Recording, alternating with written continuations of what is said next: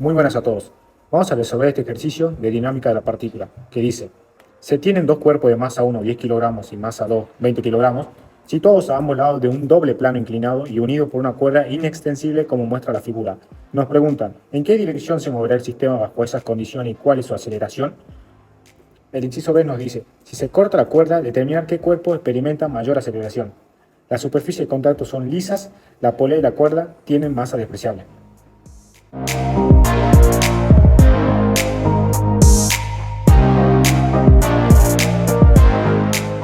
Bien, ¿qué quiere decir de que la polea y la cuerda tengan masa despreciable? Quiere decir que si consideraríamos la cantidad de masa que tenga esta cuerda en este lado de la polea, en el lado derecho, tendríamos que adicionarla al cuerpo 1. Lo mismo para el lado izquierdo, que la cantidad de masa que tenga en la cuerda en la parte izquierda de la polea y adicionarla al cuerpo 2. Y de que la polea tenga masa despreciable quiere decir de que no vamos a considerar su masa, por lo tanto no vamos a considerar su momento de inercia. Esto entraría en el tema de cuerpo rígido o sólido rígido, el cual nos interesa el tamaño de la polea, ya que de ahí vamos a determinar su radio. Bien, igualmente tengo muchos videos en donde resuelvo paso a paso de todo tipo de ejercicios de cuerpo rígido. Les voy a dejar en la descripción del video una lista completa a todos estos ejercicios. Bien, ¿y qué quiere decir de que la cuerda sea inextensible? Quiere que si consideraríamos que esta cuerda sea, por así decirlo, elástica, tendríamos por una parte, cuando entre en movimiento el sistema, que en este lado de la polea se va a estirar o se va a comprimir la cuerda, y en el lado derecho también se va a estirar o se va a comprimir, por lo tanto tendríamos aceleraciones diferentes. Todos estos datos nos reducen mucho el problema y tenemos que considerarlos, ya que son información muy valiosa a la hora de la resolución del ejercicio. Bien, para empezar colocamos todos los datos que nos dan y nos piden la dirección y la aceleración. Bien, realizo el diagrama de cuerpo libre, el cual consiste en señalar todas las fuerzas que actúan en los cuerpos. Tenemos la fuerza peso, que es perpendicular al suelo, y cuál es la fuerza perpendicular al plano inclinado, es la normal. En este caso el subíndice 2 lo único que me indica es que estoy haciendo referencia al cuerpo 2. Tenemos la fuerza que contrarrestaría la normal, sería el peso en I2, que es la componente del peso en el eje Y, y la componente del peso en X sería el peso en X2. Igualmente realizamos por el cuerpo 1. Ahora, para analizar tenemos que usar la segunda ley de Newton, el cual es sumatoria de la fuerza es igual a la masa por la aceleración. En este caso vamos a considerar el eje X y del cuerpo 2. Tenemos que considerar una dirección para donde se moverá el sistema. Por lo tanto, yo lo voy a considerar como en sentido horario, como positivo. Entonces, toda la fuerza que actúen a favor del movimiento, como es la tensión, la vamos a considerar positiva. Y la que contrarrestaría, que sería el peso en X2, en sentido negativas. Tensión menos el peso en X2. Esto es igual a la masa 2 por la aceleración. Masa 2 porque estoy considerando, acuérdense, al segundo cuerpo.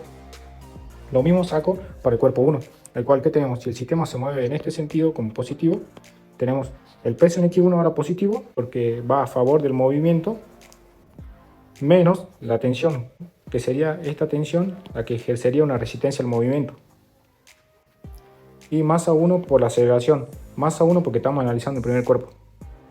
Entonces tenemos dos ecuaciones con dos incógnitas, no sabemos la tensión y tampoco sabemos la aceleración. Por lo tanto, formamos un sistema de ecuaciones con dos ecuaciones y dos incógnitas. Podemos resolverlo por cualquiera de los métodos que ya conocen.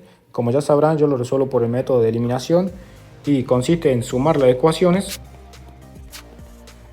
Al sumar la ecuación me doy cuenta que en la primera ecuación tengo la tensión positiva y en la segunda negativa. Me va a quedar entonces el peso en X1 y el peso en X2. Acá el paso que obvié es sacar factor común la aceleración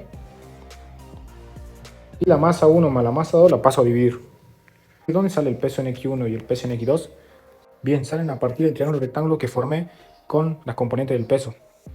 Y este vector, el peso en X2, ¿de dónde sale? Sale de superponer este vector y formar dicho triángulo. Aunque en este triángulo no está perfectamente el ángulo de 90 grados, pero se entiende la lógica.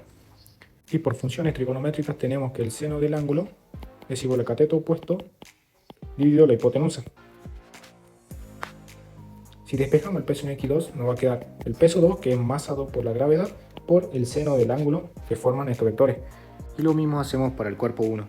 Me va a quedar toda esta expresión, el cual tengo todos los valores, y reemplazando me da que la aceleración es de menos 0,66 metros segundo cuadrado. ¿Qué quiere decir este número negativo? Quiere decir que el sistema que yo supuse como positivo, que era en sentido horario, no es el correcto, sino que el sistema se va a mover en sentido antihorario. Y si se corta la cuerda quiere decir que la tensión vale 0. Por lo tanto, ¿cuál cuerpo experimentará mayor aceleración?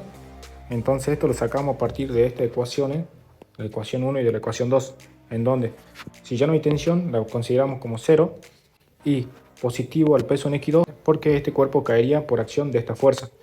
Entonces tenemos estas ecuaciones y si queremos despejar la aceleración del cuerpo 2 pasamos a dividir la masa 2 y se van a simplificar.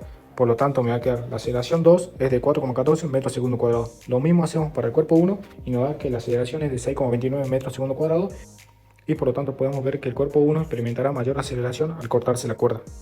¿Pero esto debido a qué? Si la aceleración es independiente de cada cuerpo, no depende de las masas, ¿de qué dependerá? Bien, depende del ángulo que forme el plano inclinado con la horizontal. Acá tenemos que la masa 1 es menor que la masa 2, pero tiene un mayor ángulo. Por lo tanto, comprobamos que este cuerpo es el que experimenta mayor aceleración.